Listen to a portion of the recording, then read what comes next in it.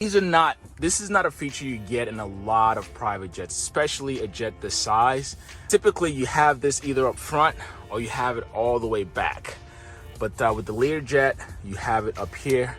Now, I don't know how you're gonna be doing your business, with everything open, but I imagine you've got a closure here and there too. You do have some storage space, and you've got a nice screen here that shows you what's going on.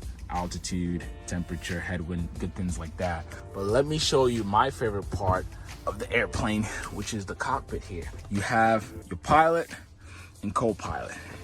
Now, this is a very different cockpit that I've shown you on this channel. This is not your typical avionics, but obviously this is a jet, so you do have, it's IFR equipped, so you can fly at altitude and weather, all that good stuff. You've got your engine gauge in the middle there, okay? A lot of steam gauges, and you've got some glass. These are Bendix King from my research, okay? And then you've got your circuit breakers pretty much all over.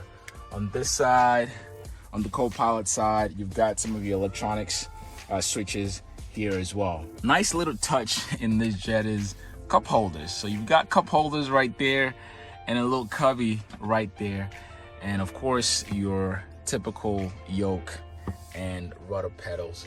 You do have 2 engines, so I imagine those are your throttle for the engines there.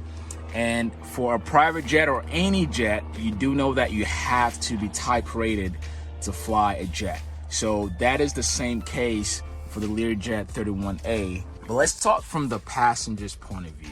When you get a private jet, whether you're renting the plane or you own one, or you fly in a private jet because of time. That's really all a jet buys you, time. And then everything else that comes with time, right? You get those indirect benefits, because these things are not your typical vehicles for everyday people. You get into a jet because you want to get somewhere fast and you want to save time and maybe put some more money in your pocket.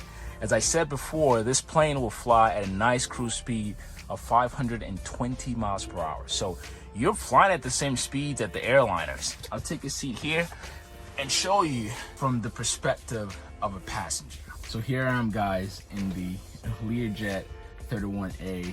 If I was flying in this baby right now, I care about the comfort. I care about how I feel, when I'm in a plane, any plane. So in a jet, obviously you're being flown around.